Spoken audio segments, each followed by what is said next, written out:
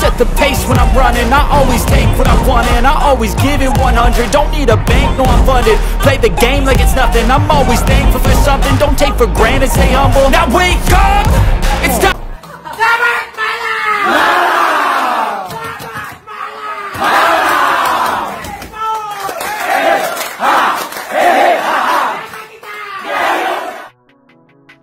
Ya, mereka yang dulu pernah meremehkan timnas Indonesia harus tahu bahwa tim yang disebut tidak pernah menjuarai Piala AFF ini kini justru menggendong ASEAN di kancah dunia.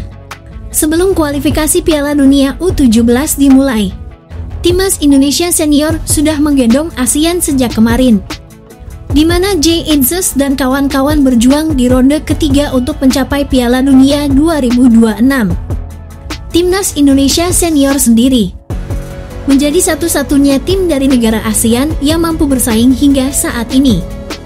Negara-negara yang pernah menjuarai AFF seperti timnas Thailand, Vietnam hingga Malaysia, mereka sudah angkat koper lebih dulu. Kini timnas Indonesia senior sendiri menjadi harapan terakhir bagi wakil di Asia Tenggara.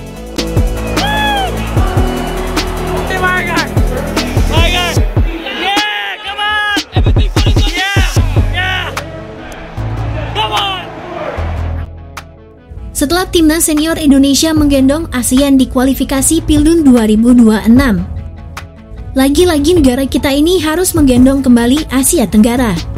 Baru-baru ini timnas Indonesia U17 mengukuhkan sebagai juara grup C. Jelas mereka sudah lolos ke Piala Dunia U17 2025. Laga akbar tersebut bakal tersaji di Qatar nanti. Ya, timnas U17 Indonesia mengakhiri grup C dengan finish sebagai pemuncak klasemen dengan 9 poin, mengungguli tim kuat Korea Selatan. Padahal jika mendengar timnas Korea Selatan, tim senior mereka sudah langganan Piala Dunia. Dari segi sepak bola usia dini mereka juga sangat menjanjikan. Namun apa yang terjadi? Asuhan Nova Arianto berhasil mengungguli Korea Selatan U17. Indonesia kokoh berada di posisi pertama dengan 9 poin. Sementara Korea Selatan berada di posisi kedua. Dengan ini Indonesia dan Korea Selatan lolos ke Piala Dunia U17 di Qatar mendatang. Pada laga terakhir tadi malam, timnas U17 Indonesia baru saja mengalahkan Afghanistan dengan skor 2-0 pada laga terakhir grup C Piala Asia U17 2025. Garuda Asia pada mulanya kesulitan membongkar pertahanan tim terlemah di grup, tetapi bisa menang berkat 2 gol di menit-menit akhir laga. Hasil tersebut membuat Indonesia memuncaki grup C dengan 9 poin, mencetak 7 gol dan hanya kebobolan 1 kali. Pencapaian Indonesia itu terasa mengejutkan sebab di grup ini terdapat tim raksasa Korea Selatan. Korea Selatan merupakan negara langganan Piala Dunia Senior dan tim U17 mereka. Pada kualifikasi ini, mereka menjadi runner-up pada Piala Asia edisi terakhir. Namun pada laga pembuka grup C seminggu silam, adik-adik Son Heung-min kalah memalukan 0-1 dari Indonesia. Korsel kemudian menjaga harga diri dengan menyapu bersih 2 laga terakhir, yaitu atas Afghanistan dan Yaman. Hasil tersebut membuat Korsel finish sebagai runner-up grup C dengan 6 poin, 3 poin di belakang Indonesia.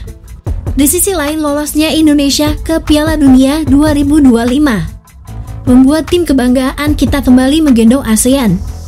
Timnas U17 Indonesia menjadi satu-satunya tim Asia Tenggara yang lolos ke Piala Dunia U17. Kita lihat hasil rekap negara-negara ASEAN yang gagal lolos ke Piala Dunia U17 ini. Yang pertama di grup A ada timnas Thailand. Mereka harus sengsara sebagai tim penghuni juru kunci dengan 0 poin. Pada kualifikasi ini Thailand tidak pernah menang sama sekali. Kemudian di grup B ada timnas Vietnam. Sama seperti Thailand, Vietnam juga menjadi juru kunci di grup B. Vietnam U17 hanya mampu mengoleksi 3 poin dari semua 3 laga. Yang menariknya 3 laga tersebut semuanya berakhir imbang. Ya, jelas bisa dikatakan hari ini, di mana tim senior dan junior Indonesia kini menggendong Asia Tenggara. Sepertinya AFC harus mengumumkan hari ini bahwa Raja Asia Tenggara telah diambil alih oleh King Indonesia.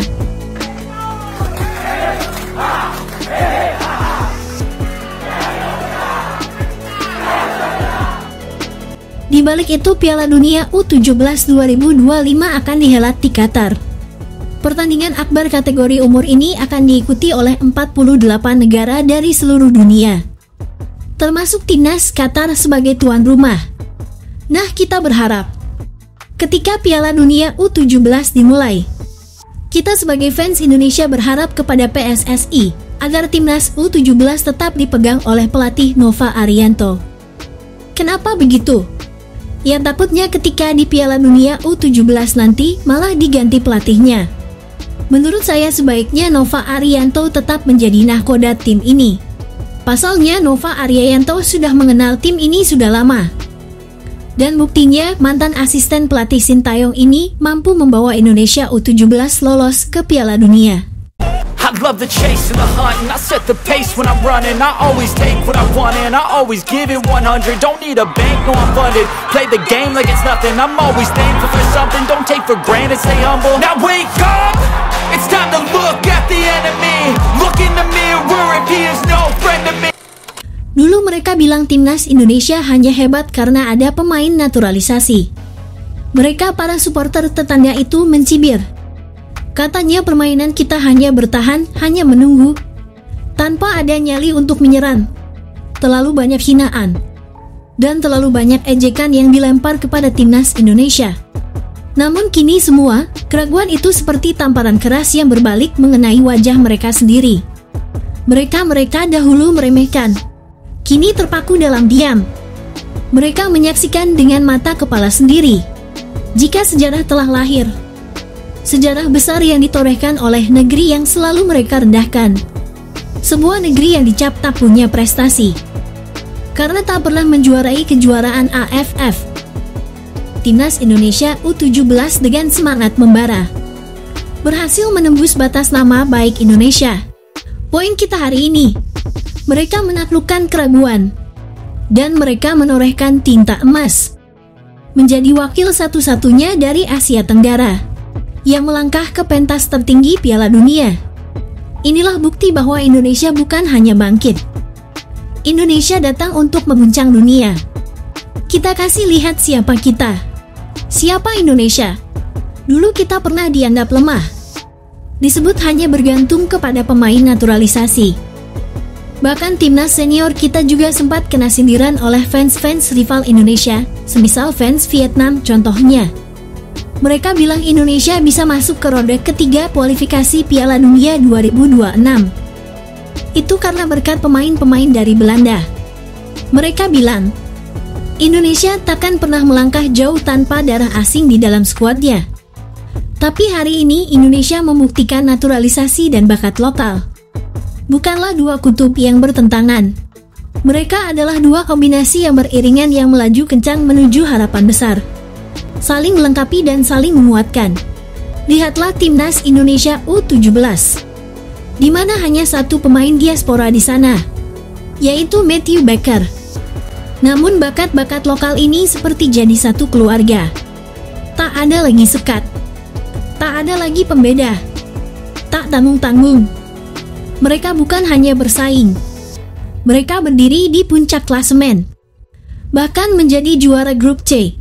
Dan ini bukanlah grup biasa. Di sana berdiri skuad Yaman. Di sana juga berdiri timnas Afghanistan. Dan berdiri pula sang raksasa Asia, si calon kuat juara kompetisi, yaitu Korea Selatan. Namun Garuda Muda tak gentar. Mereka tak tunduk. Mereka mengangkat kepalanya. Satu persatu lawan tumbang. Yaman mereka taklukkan. Dan Korea Selatan tim yang selalu digadang-gadang akan melaju mulus. Tapi timnas Indonesia berhasil menaklukkan mereka tanpa ampun. Don't wanna sleep in, cause I got something to prove. I gotta take what I hate and finally make a move. I think of you and all the shit you don't do. Well, I'ma make hella sure that I don't become